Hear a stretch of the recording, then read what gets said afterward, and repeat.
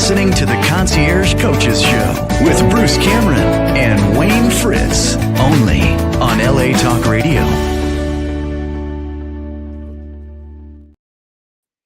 Hey, good afternoon, and welcome to another show of the Concierge Coaches Show.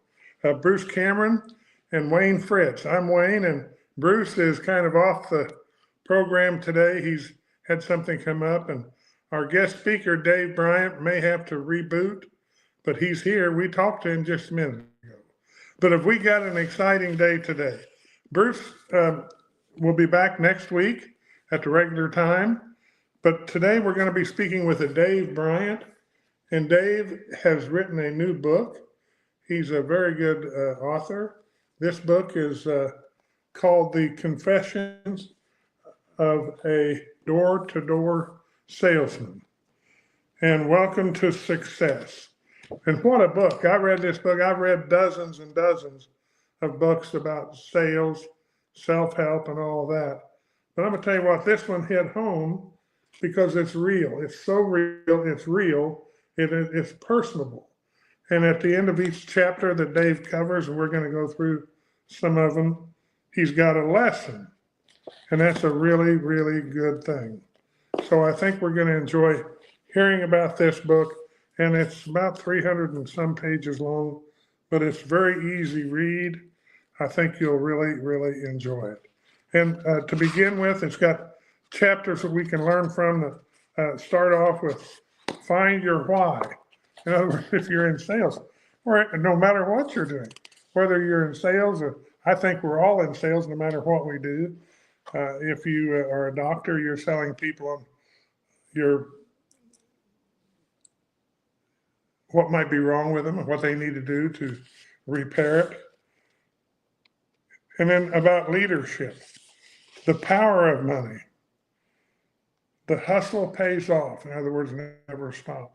But at the end of all of these, it's just like the hustle pays off. If you go to that chapter and you read through it, at the end of the chapter is a lesson.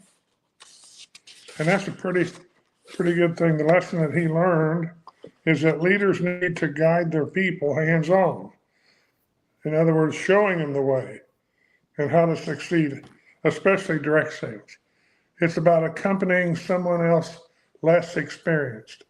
So Dave, through each of these chapters, has told a real good story in the chapter, a real life example that he has done, that he's lived through, that he learned from, and the lesson he ties it up with at the end. And that's just amazing.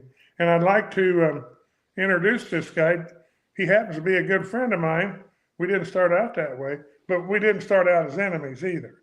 But this is my good friend, Dave Bryant, and he lives down in Tampa, Florida. And Dave, welcome to the show.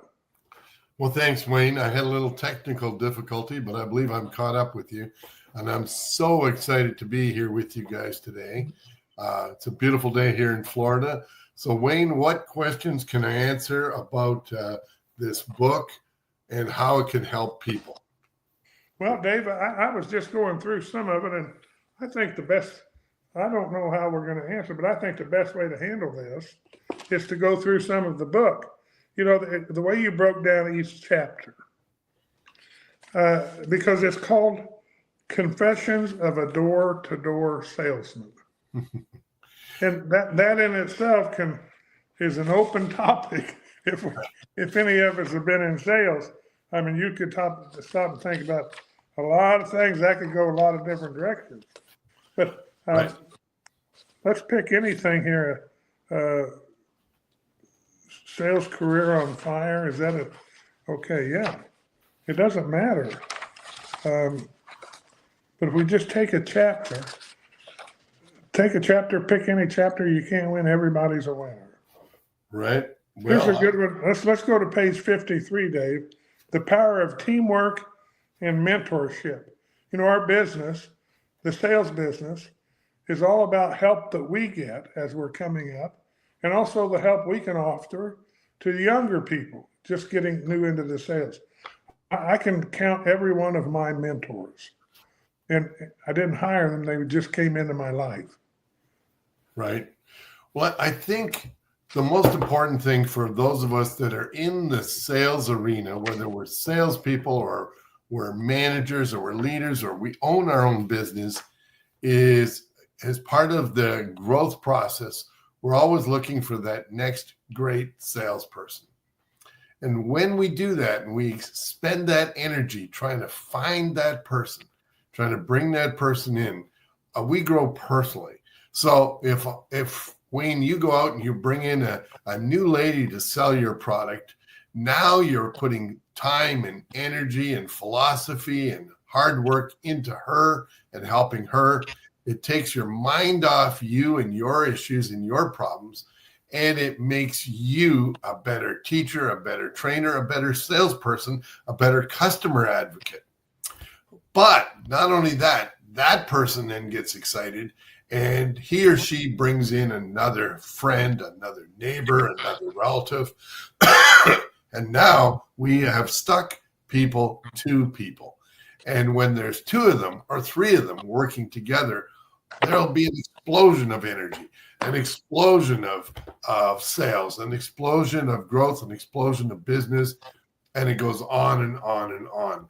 Some of the times that I can recall bringing on board somebody that I thought would be a good salesperson, maybe, but not tremendous. Working with them for a week or 2 weeks and having them bring in their sister-in-law. And she just goes like a house on fire. And the sister-in-law is so powerful and everybody's wanting to meet her and wanting to be a part of her and know her. And it's just a good thing. And all of a sudden, time's gone by. And maybe she decides to leave the business or move to Topeka or retire or something. But that original guy, who might not have been the greatest, was so inspired by his sister-in-law that he stayed in the company, in many cases for years and years and years, way beyond what we might have thought he could do. So I think there's a lesson in the book. It says stick people to people. And Wayne, that was actually a phrase you coined to me years later, I think about 7-8 years ago, after I'd experienced it and was starting to grapple with it and understand it. It's real simple. If you're in a business where you're constantly growing and expanding, you bring someone in, you mentor them and love them, get them to bring in a friend or neighbor, get them to bring in a friend or neighbor as soon as possible. Once you get that little pot of people, the explosion happens. Hope that makes sense to you. Was that what you were looking for? Yes, exactly. And Dave, but from reading your book and listening to you different times we've been together, I don't think I gave that to you. I think you had it already. So you've built people throughout your life. And to give a little background, I think we should start with that maybe. If we could tell everybody on the call, you started in the direct sales business. I think where you really probably got your feet wet in it is in the carnival business. Well, yeah, that's true. Well, first of all, when we mention the word carnival, people immediately summon up this thought of a disparaging business where maybe people aren't ethical, et cetera. But I believe it or not, started at age 10 with a very ethical, very solid citizen who'd been a third generation carnival owner. And I went on the road with him. Despite my mother's protests, she finally agreed to let me go. And I had a lot of fun running rides and games, but especially loved running the games. And what I learned a lot about Wayne, naturally, but also by reading and also by listening to some of the old timers, was building a crowd and building the enthusiasm of the crowd. And it really works. It's kind of the same thing we talk about social media today. Well, if you let everybody know what's going on, then everybody will get excited and everybody will do whatever it is we want them to do. So there is a page in the book that talks about a simple game we had. There's a carnival game called Hoopla.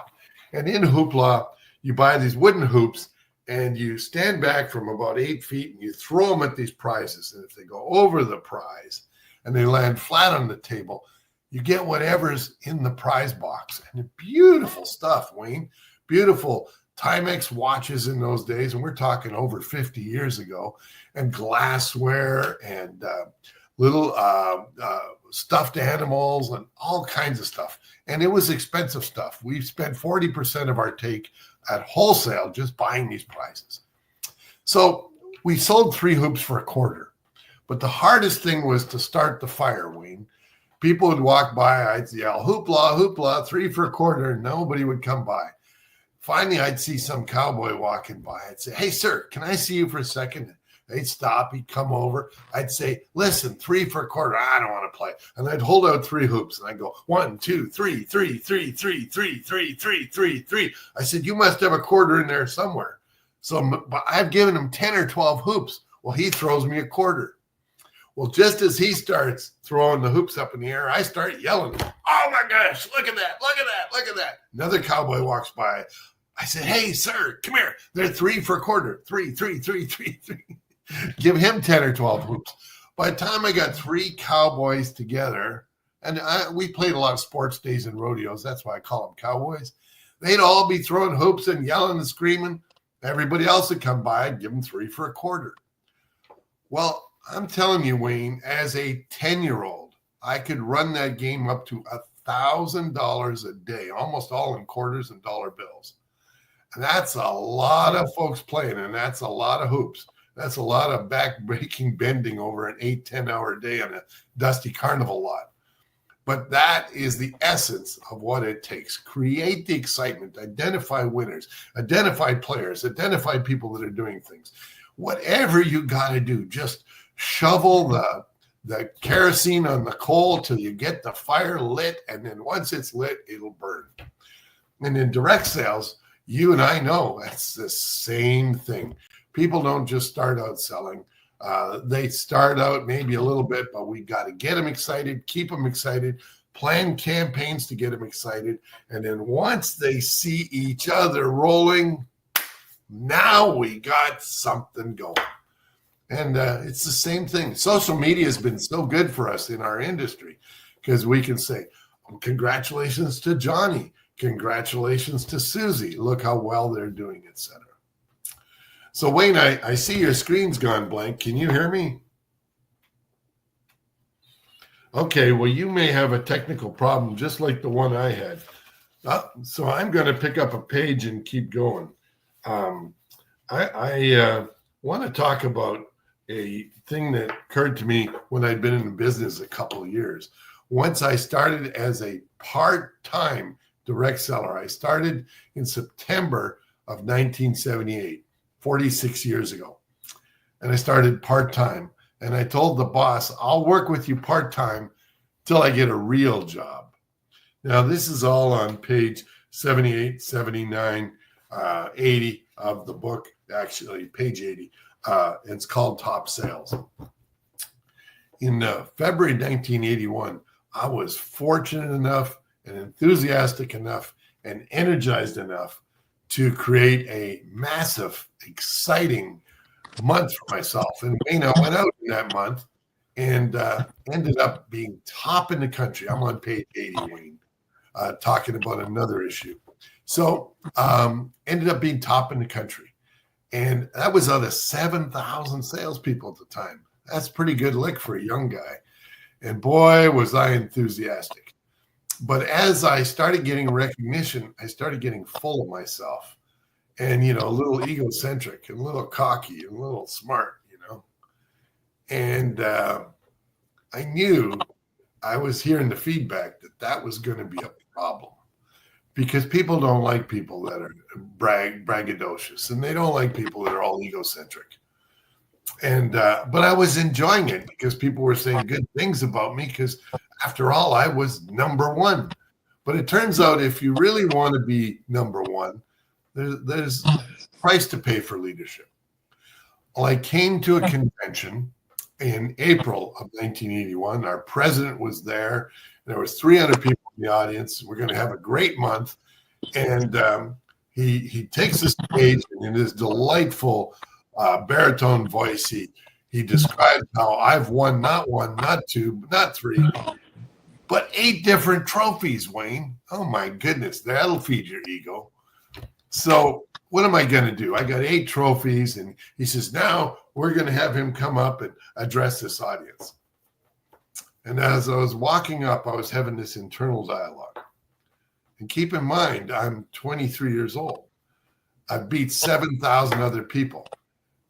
2 months prior to that, I was like in the bottom 100 of those 7,000. But through the force of will that I'll describe in the book and some mentoring and some good reading, I had redesigned and refocused my mind, and I scored. So as I'm walking up to take these trophies, I'm thinking about all this. I'm thinking, this audience is going to hate me. They're going to hate me. They're not happy with me at all. I'm just a young punk to them, and they're all older, seasoned, veteran guys. So as I got up to the podium, I said, ladies and gentlemen, thank you for seeing me here today. I'm so humbled to be around you guys. As I look at the audience, I see 50 men or women that are far better than me. And I know you'll all go out and beat the pants off me over the next 2 or 3 months. And then I named names, Gordon Peakman, Jerry Riley, Walter Willie, Don Campbell. You guys are all fantastic. And I just hope every day I can be as good as you. Thank you so much. Sat down. Oh, the audience loved it because I had deflected all that energy and all that focus from just being on me to being back to them. And that was an important thing that I learned. And I don't know how I don't exactly know how that happened. I think it was osmosis. I was watching some of my mentors be smart enough to deflect the praise and put it on other people. And so as I'm walking up that stage, that occurred to me. So the book's more than just sales. It's about sales, but it's about leadership too. And that was an important part of leadership. Well, Dave, let me ask you something. That's what I wanted to get to also. Is what got in your mind and your heart to write a book about the confessions of a door-to-door salesman? What did you want to accomplish? What was inside of you that you needed to get out, and why? Well, Wayne, over 20 years ago, I had a sales trainer who was a great guy, worked for me, and he'd been with Avon Products and then another couple of companies, then with Salad Master. And every time we do some training, I'd tell a story with a lesson. He'd say, Senor Bryant, you need to write a book. You need to write a book. And he kind of got in my head. He said, I never heard anybody knows all these stories. Yeah. So I kind of always thought, someday I'll write a book. But again, writing a book, Wayne, is a humbling experience. I don't want to be a braggadocious guy. So I sat down and I said, if I'm going to write a book, it's got to be to help other people. And so as I was writing the book, I wrote it from the standpoint of my personal experience and the lesson learned and how it could help someone else. Could it help them in their recruiting? Could it help them in their leadership? Could it help them in management? Could it help them in general communication, in business communication, in investing, in family life, in ethics, integrity? And so those themes are woven throughout the book. My life, I was fortunate enough to report to 14 or 15 different CEOs.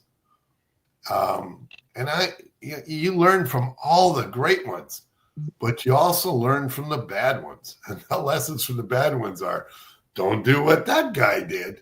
And so I was just fortunate enough to learn and watch and learn. And I thought, I'm going to write this book. I'm going to do it, and I hope to do good. Look, Wayne, you and I have been direct sellers between us for almost 100 years. If we can help one other man or woman go out and have a great, successful career, that's an amazing thing. I know I quit 100 times, and 101 times someone else dragged me back and said, you can do this. Stay with it. You're going to be good at this someday. Stay on it. Don't give up. You're a great one. And that's what we all need to hear. But it's far more than just direct sales. It applies to to every job. My own daughter called me today, and we had a little mini mentoring session because, something had changed at her company, and she hung up all happy. And God, we're all blessed with the ability to give that to somebody else. So I was fortunate enough to do that. That's awesome. That's awesome. Well, I know that in your career in Florida with the Saladmaster Company, you never gave up. You never gave up. You would be the person that would take people by the hands and go out and knock doors, do whatever it takes. And you became a master dealer. A master dealer in our company was a dealer that far excelled the normal. And you got special rebates out of that. You got a special overseas trip, 5-star. And that was really good. But then we have different levels of the master dealer. So you made master dealer, but then that wasn't good enough. You made grand master dealer. Then you made elite master dealer. And you've made this several times. And it was all because in direct sales, businesses are personality driven. I was at a lot of your Monday meetings, a lot of your open houses, a lot of your training sessions, a lot of your sales rallies. And I'll tell you, nothing would have ever happened if it hadn't have been for your drive and your commitment. It's the old thing that you lead by example, and you led by example all the time. And Dave, I'm not bragging about that, but that's what it takes in this business. You've got to wake up, and you've got to have that commitment. You've got to have that commitment stronger than you had it yesterday, and you had it real strong yesterday.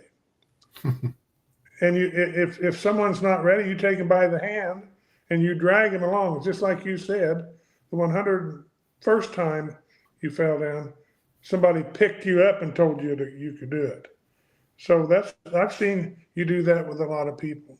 Those are one of the strengths it takes to keep on keeping on. And not just in direct sales, that's in anything. It's kind of like that mom that burst into her son's bedroom and she said, get out of bed, get out of bed. He said, why? He said, it's school. You've got to get to school. He said, Mom, I don't want to go to school. I'm tired of school. And she said, well, you got to go, you got to go. And he said, give me one good reason why. And she said, because you're the teacher. And that is the truth. We can all get to feeling like we don't want to go to school at times, but a good leader takes that person by the hand and shows them how easy that is, or lets them know that they care. And I think the reason that you wrote the book, a lot of people in our industry kind of act like a big shot, or kind of act like they run a tight ship, and they're kind of brash. And it takes that, I think.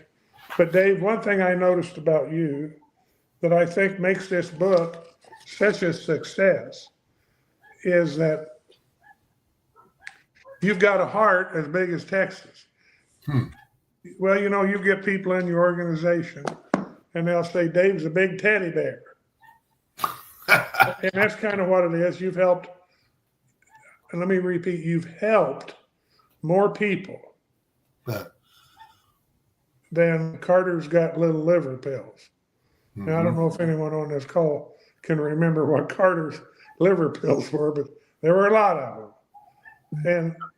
And I just think that you've got to have those accolades given to you now, because you are very humble.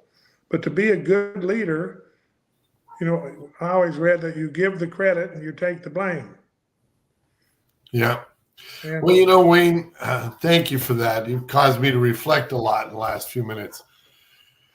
The hardest thing that we had to do was constantly come up with sales leads for our people. And when our systems would run dry, our referrals, our exhibit shows, our office leads, we go out, go door to door and give away free gifts and brochures and and book appointments and have some place for people to go. And in all the companies I worked with, we did that. But that's a hard thing to get people to do. So I think the magic and the secret to doing that, which I consider probably the toughest thing in the direct sales business, is to take someone by the hand and show them how to do it, make it effortless, make it fun. And as soon as they have even the slightest success, catch them doing something right. I'd grab my camera and get a picture of them walking from one house to the other. And I'd post it on Facebook and I'd say, this is Chris and he's out here working, handing out flyers and giving away free food samples and doing things like that. So you catch them doing something right. You make it fun and you get in the car and you just overwhelm them with praise and energy and enthusiasm. Because it's like, if you keep doing it, it catches fire.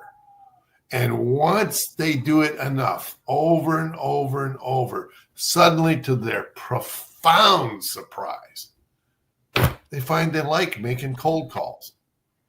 It took me 6 months to like making cold calls. I hated it. But I'll tell you a quick story that puts it all into success. It's not into the spotlight. It's not in the book. But as a cold call salesman, the one thing I didn't like was making those cold calls. But in March of 1980, I came to Clearwater, Florida from Central Canada. And our sister company was having a morning meeting. And the guy's name that was running the company, Wayne, was Carlos Garcia.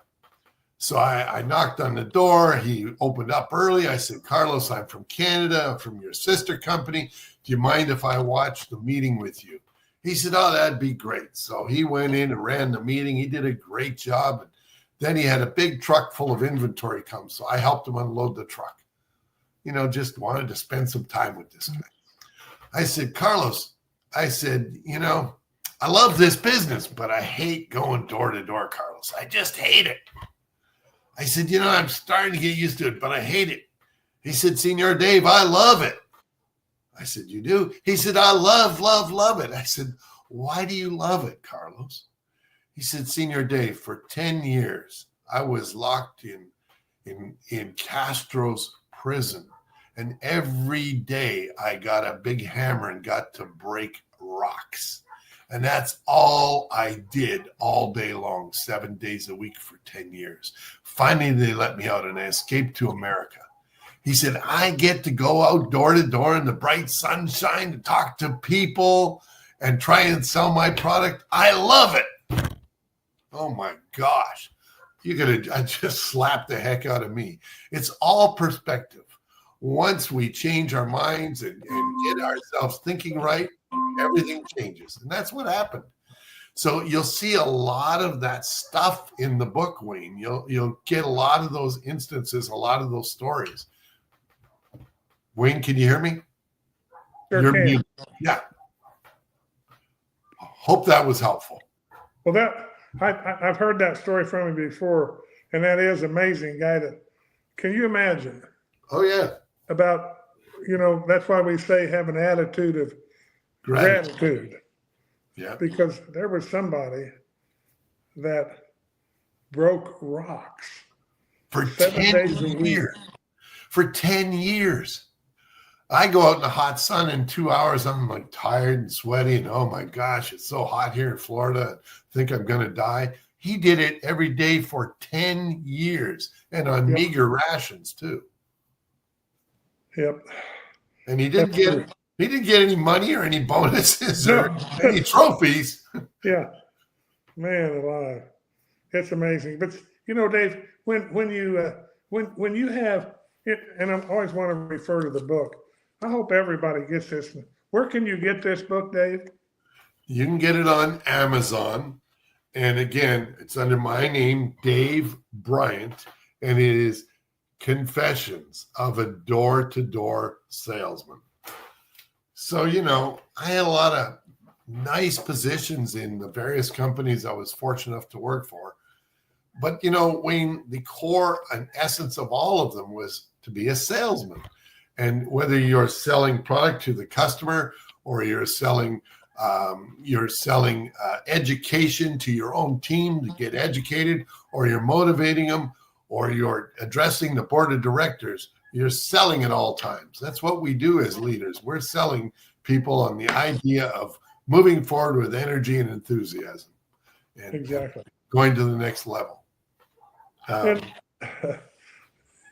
when you make a point, or when you know what you're doing, when you've learned, and like you said, you started learning when you went up to give that acceptance speech. Oh yeah. That you praised other people instead of yourself. Yep. But when you finally that clicks and you get you're in the saddle pretty good, and you understand, and you're starting to understand what the role of leadership is and how to make that work not only for your business, but for other people's futures. You said that you had this one guy that said you always finish something up with a story, and it made him laugh. He said, "How can you know all this stuff?" And you kind of teach, and you have taught with stories, Right. And I'll tell you, I don't know if you remember any of them off the top of your head, but I'd like to push you into giving us one or two of those. Okay. Well, I one that comes to mind occurred in 1995. It was October 31st, Halloween. It's 8:00 at night. We're in Memphis, Tennessee, and we got 10 men and one lady, and we're out on the street knocking on doors, trying to book appointments to sell vacuum cleaners. That is a late hour of the day. And that is a day of the year that you're not exactly popular as a door-to-door salesperson to start with, but they don't want to see you on Halloween necessarily. But we've got to make a living, and we had to be motivated. I was a vice president at that time. I didn't need to sell anything. I was just leading troops. But, you find your leaders where you find your leaders. We were on the street. It's 8:00 at night. It's cool. It's in Memphis. And we gathered around this car hood. And we're around this big old Chevrolet, and the street lights leaning down on us. And the local manager says, "Well, boys, it's 8:00 at night. Now we can keep on going, or we can cut out of here." Well, this old guy that was with us was 75, and he'd been a door-to-door salesman for over 60 years. He started when he was 15. And he said, "Boys," he said, "let me tell you, we don't know what we're going to see in the next hour. But," he says, "there's something out there with our name on it. Boys and girls, it's a good life if you don't weaken. Let's go." Well, here I am, the vice president. This old guy was winding up the troops. And you take your leaders where you can find your leaders. And I said, "Let's go." One more hour, and we sold 3 more units. And that was about $6,000 in business.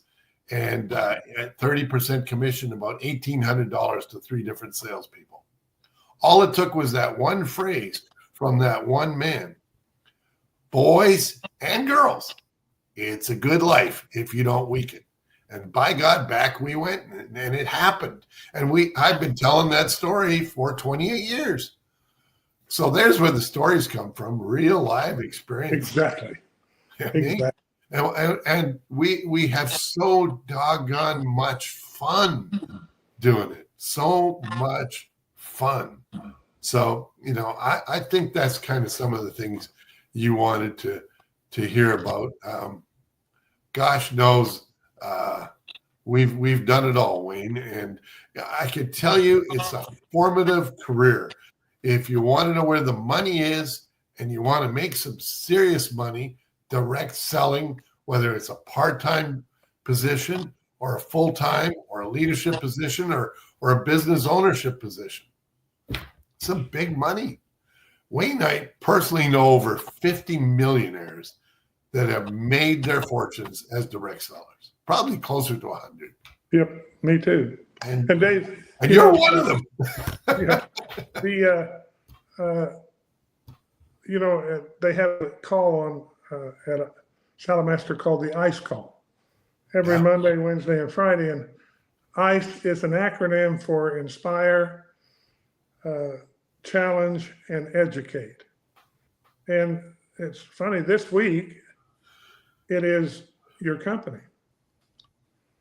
And this morning there was a gal named Sophia. She's a new girl. And holy moly, that's the best person to have in the business. She was just elated, just happy. She's a distributor in training. And your guy that you've mentored, Chris McDaniel, was on there kind of helping her. And that was teamwork.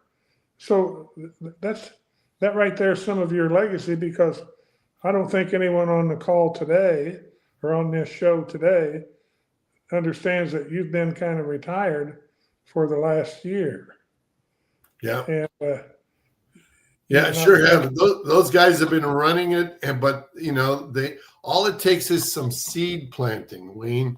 What do we mean by that? Just step back and think. Use logic and think. A couple weeks ago, I said to Chris, she wants to go full time, but she's scared. I said, you got to give her a position, which is what we call distributor in training. And you got to give her responsibility, extra responsibility to go with that. And you got to give her a raise in pay and hold her accountable and see what she does. And I didn't even know she was going to be on the ICE call, but I guarantee it was good, wasn't it? Yeah, oh boy. Yeah, and Wednesday is going to be Linda and William, and then Chris on Friday. But when you go back to her, she was scared. I promise you, she was scared 2-3 weeks ago. And yet this made her step outside her shell and getting the recognition of the small promotion, which she deserved, and getting the recognition of being called on to be a speaker made her better. And now she'll float all week long. She'll be flying through the universe, just happy and just attracting good energy everywhere she goes. Wayne, I had an old boss who was adept at something like this, and you've probably heard of this. He would pick out every management meeting. He'd zero in on the guy that was doing the worst job recruiting and training. And he'd bring him and he'd sit him down. He'd say, John, I need your help. John would say, what? He'd say, well, we're having a big meeting and there's going to be 80 guys there. And John, you're well known in the company. And I would like you to prepare a presentation on what it takes to be an excellent recruiter and trainer. The guy was the worst. John would go, well, me? He'd say, oh, yes, sir, John, I know you got it. And everybody wants to hear from you. Well, he'd immediately start the fire going in John. John would start thinking, then he'd start writing, then he'd start planning. And by thinking and writing and planning, pretty soon John would start to do something personally, because he's got 4 to 5 weeks till he's got to deliver this speech in front of 80 or 100 people. I saw my boss do that at least 4 or 5 times, Wayne. And everyone's got genius in them. Everyone's got ability in them. It's our job to move it out of them, to take it out of them. The first president I worked for, who was a colossal giant, used to say, the salesperson is the salt of the earth, and the manager is the salt shaker. That's cool. Little philosophy. Your job is to get the best out of them. We know it's a statistic in the sales game that 20% of people do 80% of the sales. And we say, well, how can that be? Those are the ones that are turned on. What about the other 80%? They weren't turned on. But here's the rest of the story. That 20% isn't the same 20% all the time. It constantly shifts, constantly. It's always 20-80, 20-80, 20-80. But it picks up a few people and drops off a few people and keeps going. I was one of those that it picked up. I used to be in the bottom of the 80%. But by making a mental shift, all of a sudden I was in the top of the 20%. So, Wayne, I know we're going to get to the point here pretty soon where we got to wrap this up. But, today I grabbed the book and I was thinking through it. I was just strolling through and sticking my finger and trying to find things to talk about and things that are good. I'm going to recap something you brought out. You said that we had been a master dealership and then a grandmaster dealership and then an elite master dealership.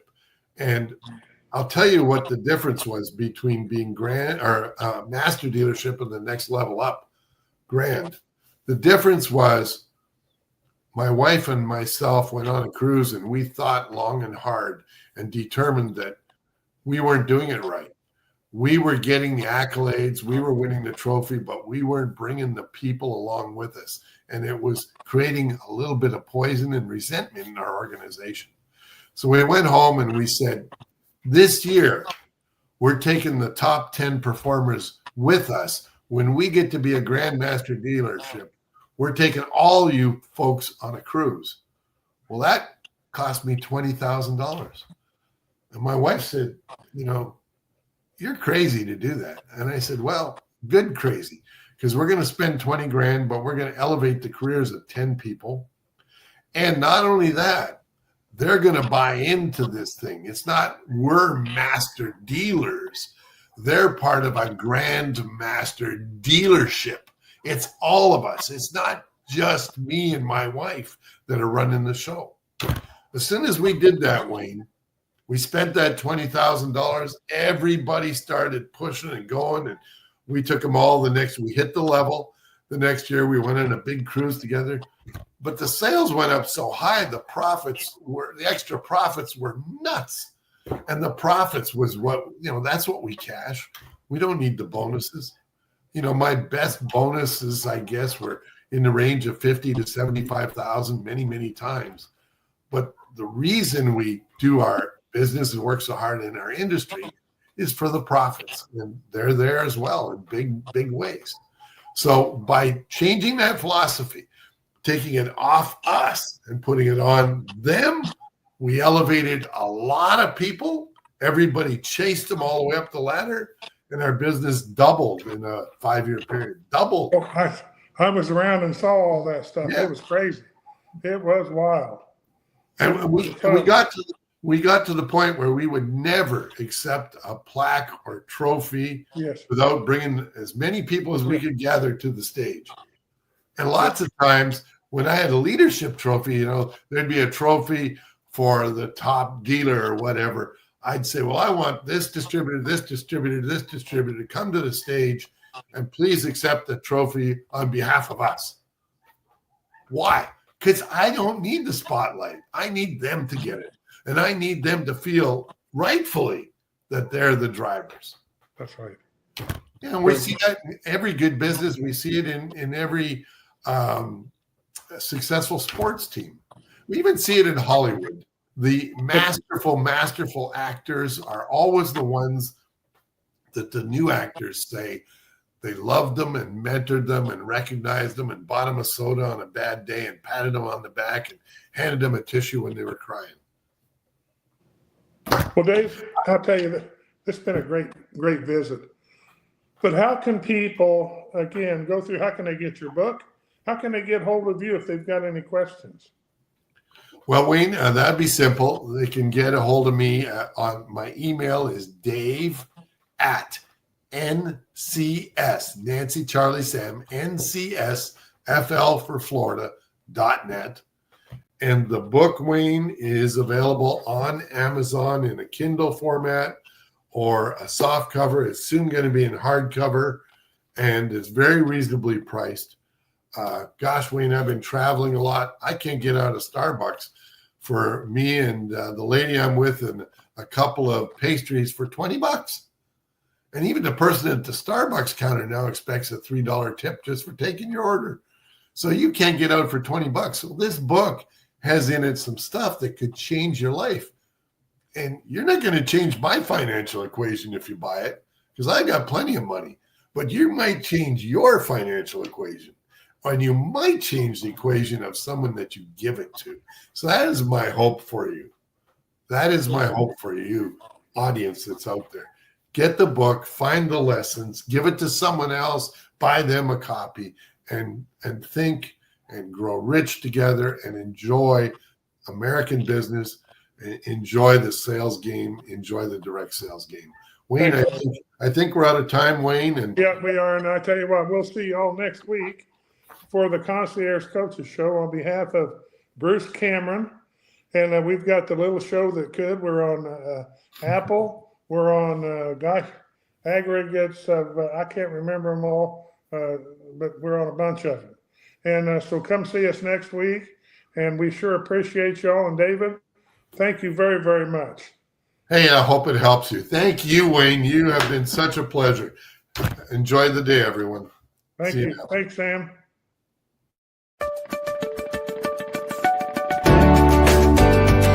You're listening to the Concierge Coaches Show with Bruce Cameron and Wayne Fritz, only on LA Talk Radio.